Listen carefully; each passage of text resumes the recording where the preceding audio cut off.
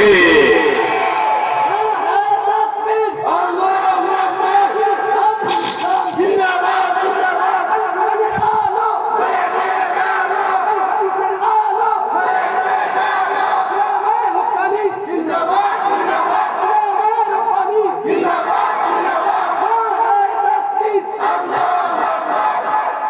কারণ বাংলাদেশের মুসলমান জাতিরা এটা বর্তমানে বোঝাতে সক্ষম হয়েছে যে আউল আর বাউলের দেশ শেষ, ইসলামের বাংলাদেশ।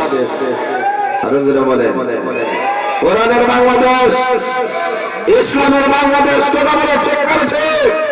এই বাংলা 56,000 বর্গ কিলোমিটারের ভিতরে কেউ যদি থাকতে হয়, ইসলাম নিয়ে কোরআন নিয়ে থাকতে হবে। কথা বলে ঠিক করেছে। কারণ বাংলাদেশের মানুষেরা জেগে উঠছে, এটাকে দমন করা কারো পক্ষে সম্ভব নয়। এটা গণজোয়ার।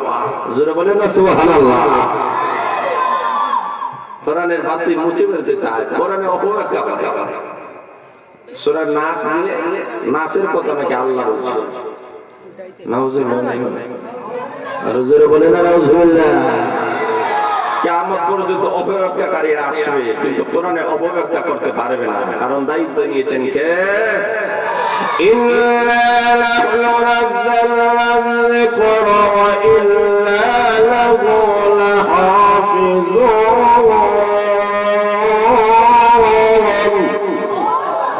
আল্লাহ বলেন কোরআন আমি আল্লাহ নাযিল করছি, আর কিয়ামত পর্যন্ত হেফাজতের দায়িত্ব আমি আল্লাহ। আর আসতে বলেন সুবহানাল্লাহ।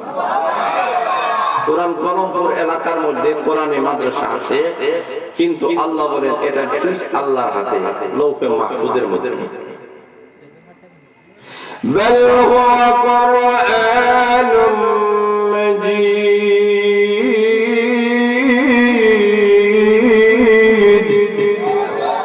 ফি লাওহিন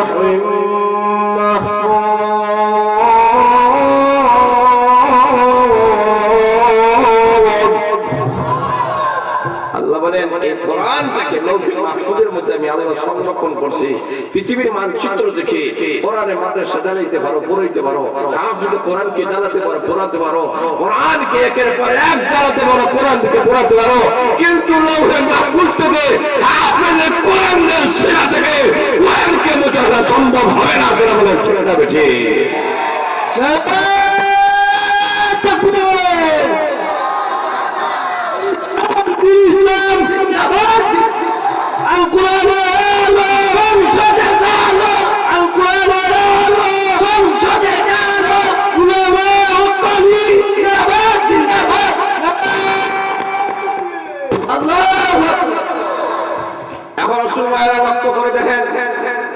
আমি আপনাদের সামনে কোরআন শরীফের 70 যে সূরা একখানা সূরা তেলাওয়াত করেছি। ওরা বুঝতে চায়, আলিম ওলামাদেরকে ওরা বলে ওরা ব্যাকরণ, ওরা বুঝে না। এরা ব্যাকরণ কিছুই বুঝে না। আসলে যে ওরা বুঝে না, এটাই ওরা বুঝে না। কথা বলেন ঠিক না বেঠিক? ওরা চিন্তা করে, আম গাছের নিচে বসিয়া চিন্তা করে, আল্লাহ বুঝলাম না, বুদ্ধিজীবী হয়েছে। নিয়ম ছিল আম গাছে লাউ হইতো, লাউ গাছে আম হবে। কিভাবে? আম গাছটা ছোট না বড়? কথা বলতে হবে, ছোট না বড়? লাউ গাছটা ফল, বুদ্ধিজীবী হয়েছে, চিন্তা করে। আর নিয়ম ছিল আম গাছে লাউ হইতো, লাউ গাছে আম। তাহলে আম গাছের নিচে বইয়ে যখন চিন্তা করে, আল্লাহ কিরকম করছেন, টুকুর মার যেমনি মারছে ওর মাথার উপরে পড়ছে। তখন আল্লাহ বুঝাইছে কি হয়েছে, বলে আম গাছে যদি লাউয়ের মতো বড় হলুই, যেমনি আমার মাথায় পড়ছিল, আমার নাই করে একটা দুই হলুই। কথা বলেন ঠিক না বেঠিক? আল্লাহ নিয়ে মন্তব্য করে, আল্লাহ সৃষ্টি জগৎ নিয়ে সে মন্তব্য করে। আল্লাহ বলেন আমি আল্লাহ যা সৃষ্টি করছি একটা জিনিসের মধ্যে কোনো ভুল নাই। জোরে বলেন সুবহানাল্লাহ। আমার সৃষ্টি জগৎ নিয়ে যা তালাশ করো, যা গবেষণা করো, করতে পারবে। কিন্তু কোরআনে যে কথাটা আল্লাহ বলেছেন যে আমি যে সৃষ্টি করেছি, একটা সৃষ্টির মধ্যে কোনো ভুল পাবে না। প্রত্যেকটা সৃষ্টির এক একটা রহস্য আছে কি নাই? কথা বলেন আছে কি নাই? الذي خلق سبع سماوات طباقا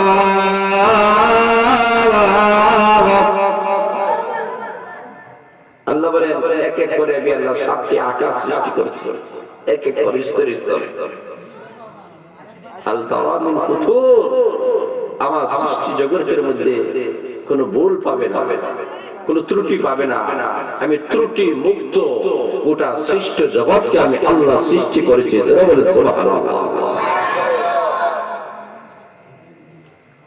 আল্লাহ বলেন এরাই তো জ্ঞানী, যারা কোরআন নিয়ে গবেষণা করে, যারা দাঁড়াইয়া বসিয়া শুয়া সর্ব অবস্থায় আল্লাহর কালাম নিয়ে যারা গবেষণা করে, যারা 24 ঘন্টা আল্লাহকে স্মরণ করে, আল্লাহ বলেন ওরাই প্রকৃত অর্থে বুদ্ধিজীবী। আর যারা আল্লাহর সৃষ্টি জগৎ নিয়ে ভুলবাহী করে, এরা কখনো বুদ্ধিজীবী হতে পারে না, এরা জাহান্নামের কীট হতে পারে। কথা বলেন ঠিক না বেঠিক?